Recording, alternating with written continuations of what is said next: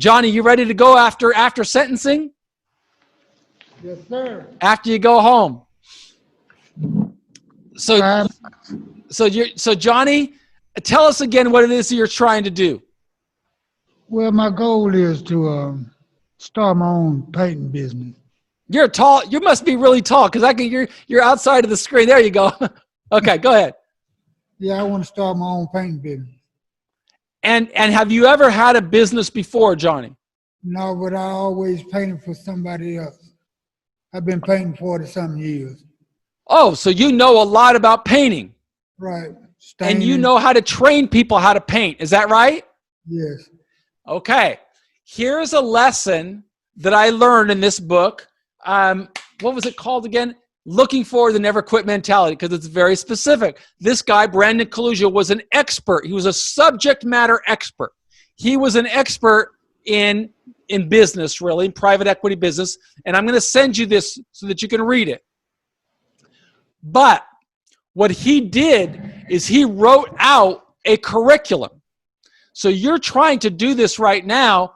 Right now you're in jail. Right now you have more time and liberty than you're going to have when you go home, right? Because when you go home, you're going to have to be working all the time, right? You're going to have to be painting and you're going to have to be training. So right now, if you were going to use this concept of values and goals to advance this career that you want to build when you go home, here's how you use it. Here's how I would use it. It's actually what I did. I knew that when I got out of prison, I would have to earn a living, but I would also wanted to teach and inspire people that I was in jail, that were in jail. So I had to write out a curriculum before I got out of jail. And so this whole concept that I'm teaching you right now is what I did like during the last couple of years before my release, because I knew I wanted to build a business around this, or at least use it to open new opportunities.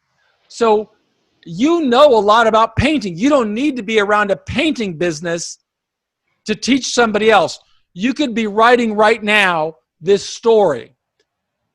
Here are the different kinds of paint brushes, right?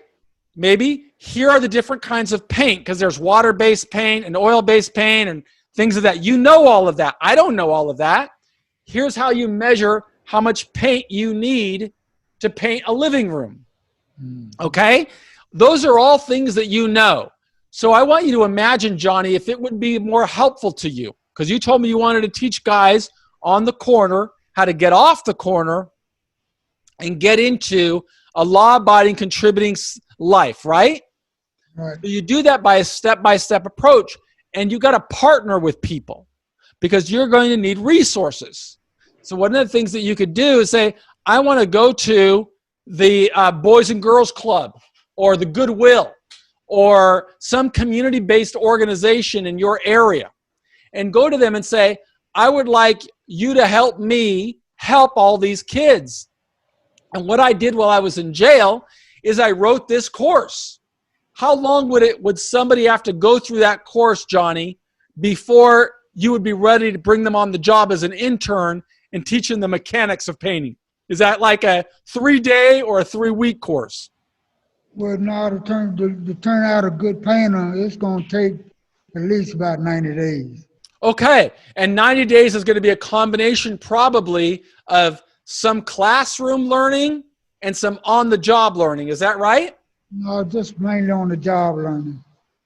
Well, maybe, but I mean, if you know how to do things automatically that some of these kids won't know how to do. For example, if I'm a homeowner and I bring you over to my house and I tell you, Johnny, I want you to paint my downstairs, right? You know how to do that. You know how much paint to buy, right? Mm-hmm. You know how many hours it's going to take. Right. You know all these things. But this kid's not going to know how to figure that out, right? Right. You train them then. But they have to know things like simple math, like how to measure. Right. Right?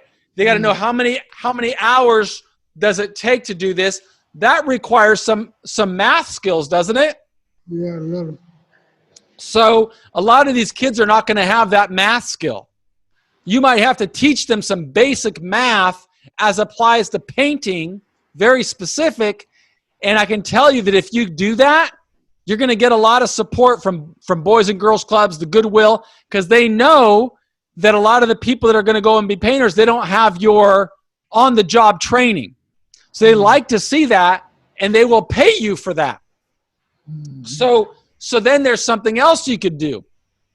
You could go to contractors and tell them, I've got a program where I teach kids how to become painters, or I teach people how to become painters. And I want you to sponsor me. And in turn, we will paint your buildings, but these guys will have an opportunity to get a job, and you're doing something good for the community. I know that there's a lot of builders that would like to have that free labor or intern labor or lower price labor, and they will pay you to do it. So you could actually build a company that's a combination of live work, but you're selling that to a contractor, and you're simultaneously training and helping society. And then you can get big companies to sponsor you. That's all in messaging, Johnny. That's all in you telling them, here's why I did it. Were you in the class last week? Yes. The class where I spoke about Weldon Long, the air conditioning guy? Yes.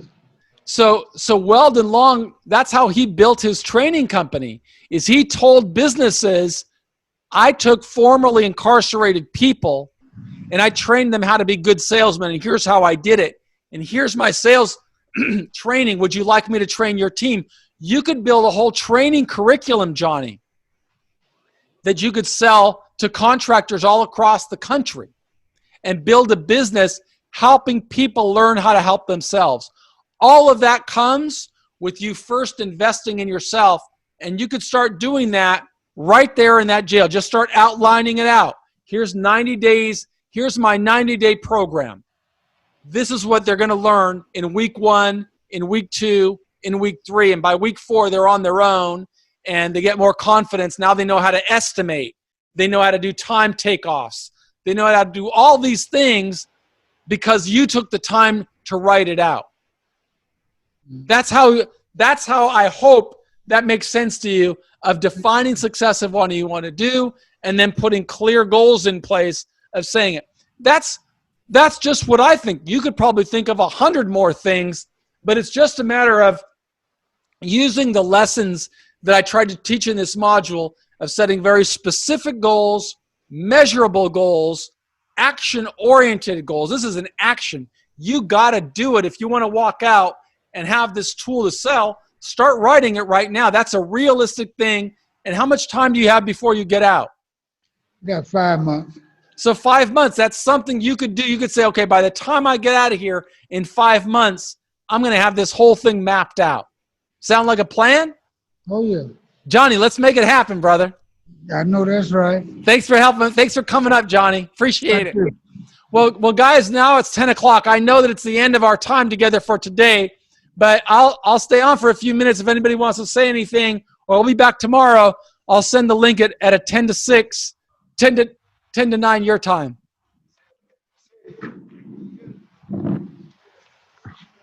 Hey, how are you? Your name again is? Son. Son. Yeah, hi.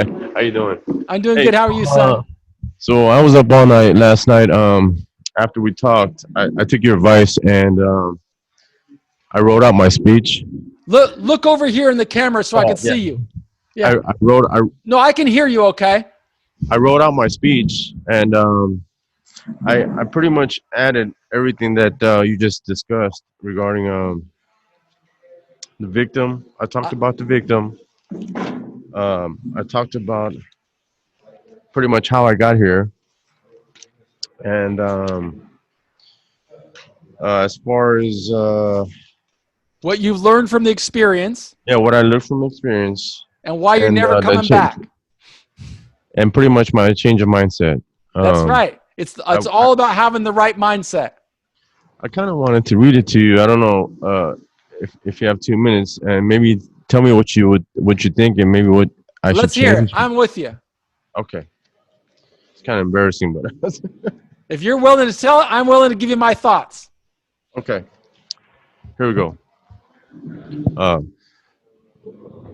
First and foremost, I would like to send my deepest apology to the victims and others affected within this case due to my irresponsible decisions and actions, which I have no excuse.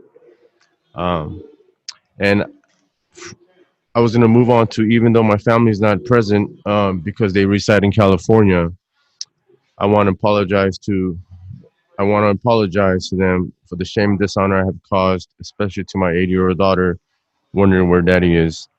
Um, I really like what you said earlier regarding this country built laws to protect the people, and that I broke them, which I'm probably going to add to my to my Good, because it's true. because it which it kind of it kind of like, I guess lets me take I admit taking full responsibility type of. So I'm probably going to add that in, and then I put for how I got here. From there, I put the last 20 some years of my life, I've been struggling with the disease of addiction, going in and out of jails and institutions, which I'm ashamed of. Um, and then from there, I put, however, this time around, maybe due to my age or just being sick and tired of the insanity that I caused in my life, I have a sense of urgency to change my life around or turn my life around. Being incarcerated, incarcerated for the last 3.5 years, give me a chance to sober up and come up to a realization that I cannot change the past. However, I can create a positive future. My future and the future of my wife and daughter depends on my success and support, which is why the last couple of years I've been taking drug treatment, relapse prevention, and educational classes to work on myself and to grow mentally and spiritually. And since upon my arrival to Mecklenburg County Jail, I continued being involved with programs, taking classes for the last 15 months.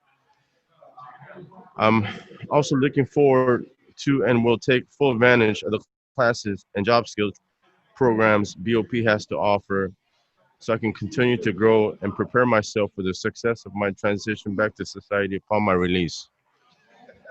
What do you? That's what I got. So here's what I think. I think you're doing a great job of identifying with the victims. That's important. You've got to say who the victims are because it's a drug case, right? And there's no violence, I'm assuming. No, it's not. It's a fraud case. Oh, a fraud case. Okay. So you talk about the victims of the fraud. You know that they've caused pain. I don't know the victims. I don't know the victims. But you know one thing, that if the law, are you pleading guilty? Yeah, I already pled guilty. So you know that if you broke the law, the victims are every American citizen. That's what you want to say. Laws are designed to protect every American citizen. And in a democracy, you want to say that I've learned by thinking we have the right to try to change laws we don't agree with. We don't have the right to break laws. And I broke the law. And every citizen is supposed to abide by the law.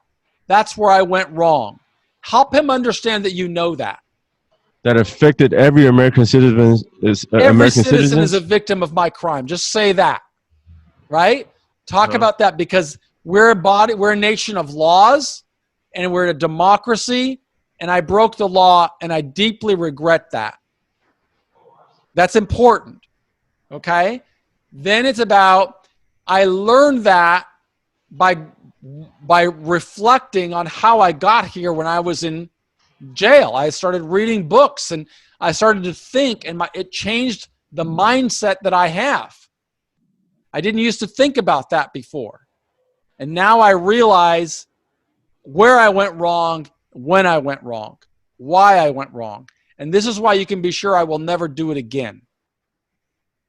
Right? Just keep in mind those concepts and you'll do as good as you can do. Okay. All right, brother? One quick question. I looked at, you know, that Busted by the Feds book? Yeah. Have you heard of that book? Well, Yeah. I got my PSR report and I did the calculations. I'm probably going to be a medium. I'm right at 16. 16 is like the break. No. Why do you think you're going to be a medium for a fraud case? That's unusual. Because my criminal background. I've been going What in, kind of in time are you looking at? probably like 5 years. And you have substance abuse. So if you get a 5-year sentence with the time off for drug offense, Yeah, but I calculated my criminal background. It's like a 10 on that, based on that book. 10 plus I don't know my about, eight. I don't know how accurate that is. Let's go through that in one of our other sessions because I want to walk you through how that works. And I'm happy to Oh, do really? that. Yeah. Because I don't think you're going to be in the medium. no, No. even with the criminal background of mine. No. 'Cause Well, do you have a violent criminal background? No, there's no violence. It's all my crime is either drugs or like fraud. No. Just white That collar doesn't crime. take you to a medium. No, No. even if I have 3 prior prison sentences. That's not going to put you in a medium. Oh, really? Yeah, because you're going to have That's good very to low know. points as fraud. Okay. And with a 5-year sentence, you're not going to a medium. Oh, really? No. I don't Okay. think so. That's good to know. Yeah. But I know these 5. Have your 5 family- years means nothing. Have Huh? your family go to prisonprofessors.com and have them look at that information, custody and stuff. And I actually have a calculator on there. prison Professors. Like what's it teaches in a university. Prisonprofessors.com. prisonprofessors.com. Okay. Yeah, they could send me an email if they want there. Okay. All right. All brother. right. Thank you. Thank you. Good luck.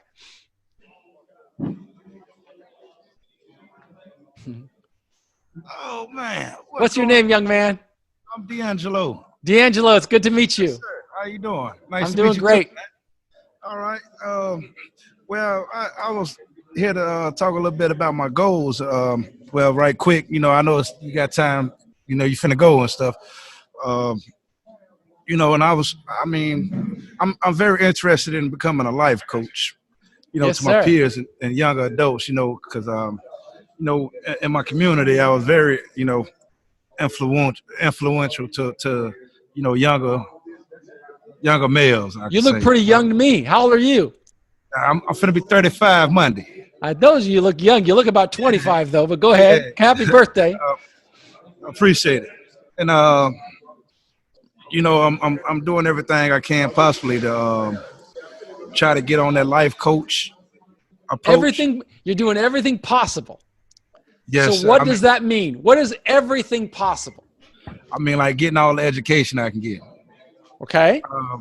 So far, and got my GED since I've been in here, and yeah, and I got an opportunity to go to this. I don't know if you can see, it's an international Christian college and seminary. Congratulations. They giving me they're giving us the opportunity to take life coach classes and becoming a professional life coach and stuff like that. But my question is, being in here, I'm limited to financial access. You know what I mean? And I was trying to see like what could I possibly do to look for a sponsor or something to help me with this this program I'm trying to get into. That's a good question. So I want you to say 2 things for me. Yes, sir. Hard work Hard work and goodwill. and goodwill. Remember those 2 concepts, hard work and goodwill. Now, these are lessons that I learned from Jerry Lundergan, and I'm going to share them with you because he inspired and taught me. And I want you to know that hard work and goodwill is how you get sponsorship while you're in jail. And I'm going to tell you, how do you do it? This is how I did it, D'Angelo. First of all, I did exactly what you're doing. I defined success. I said, I want to go to school because I want to, that's going to be hard work, right? Yes, sir. And goodwill because I want to build a better community. I want to contribute to a better community. Yes, And sir. so the way that you have to do that is now you have to go fishing for help. Okay? You want to go to a Christian college. You know that there's these metaphors in the Bible and so on about fishing, right? There's the Yes, sir. parables of the fish. There's fishing, right?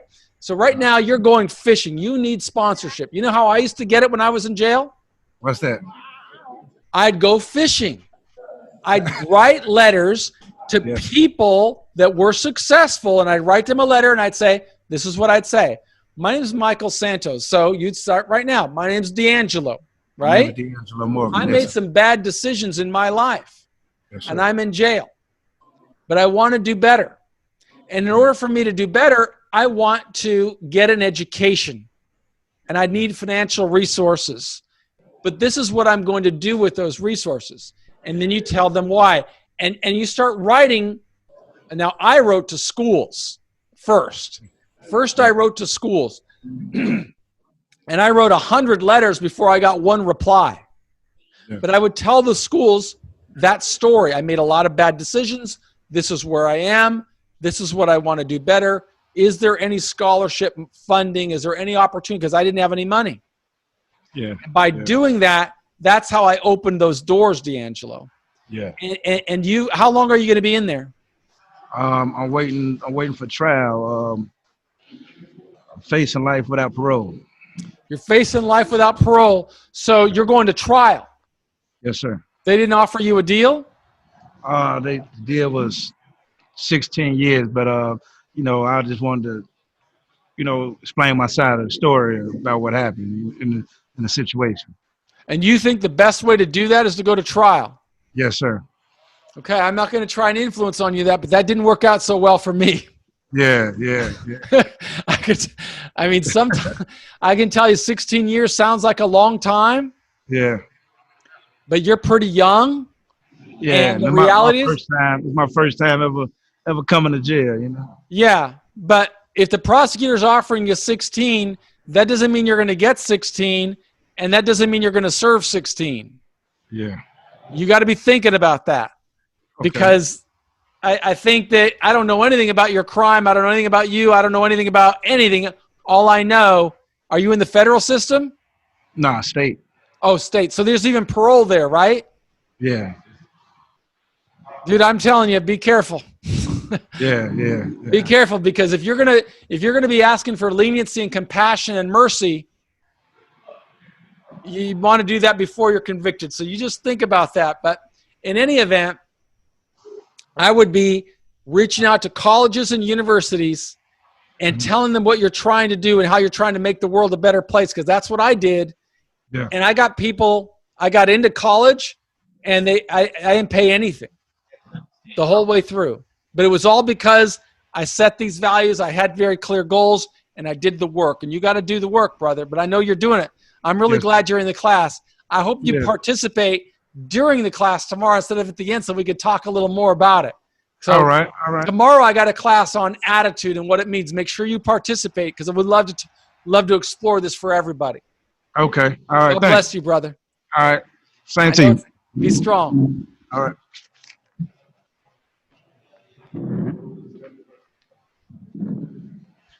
Hey there. What's up, buddy? How are you today? How good your name again is? Oh, James. James Poe. That's right. What's going on? Just working it, dude. Yeah, man. We really appreciate all this, my man. But like I was telling you yesterday, what's the deal with this First Step Act? How are they doing that now?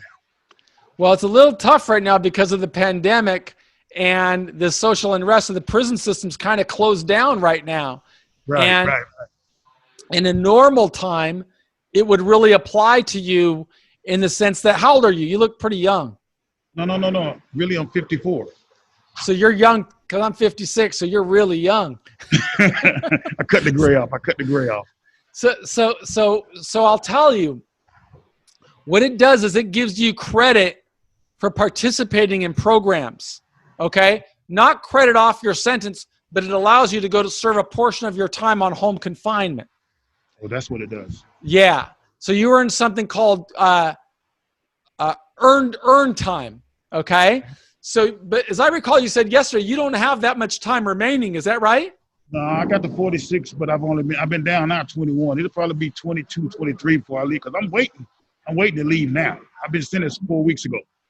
So you're going to get sentenced there. By the time you get there, you'll have less than 2 years to go. Is that right? Right. Exactly. Yeah, there's a good chance you're there for less than a year.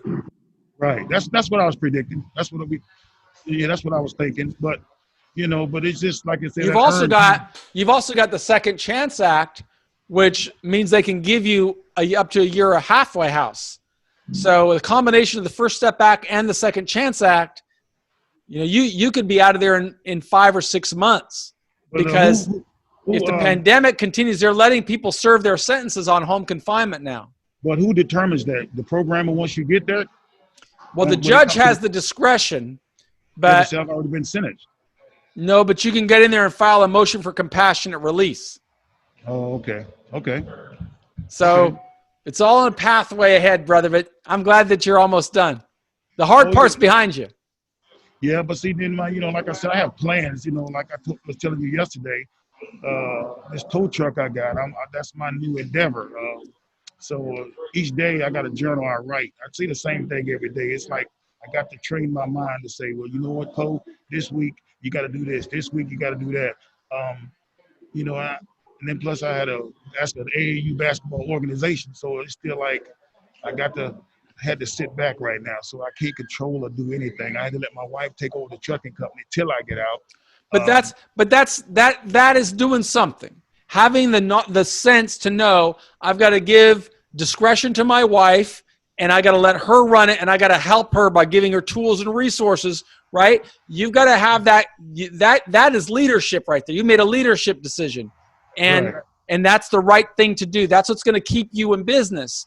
So let's talk about that tomorrow. Tomorrow I'm going to be talking about attitude, and I'd love to talk about that story about how you're running your business even Right. while you're in there. Can we do that? Oh, we'll do that. I will tomorrow. All right, I'll bring that up. All right, brother. Thanks so much. I got to get off because I got to go to work now.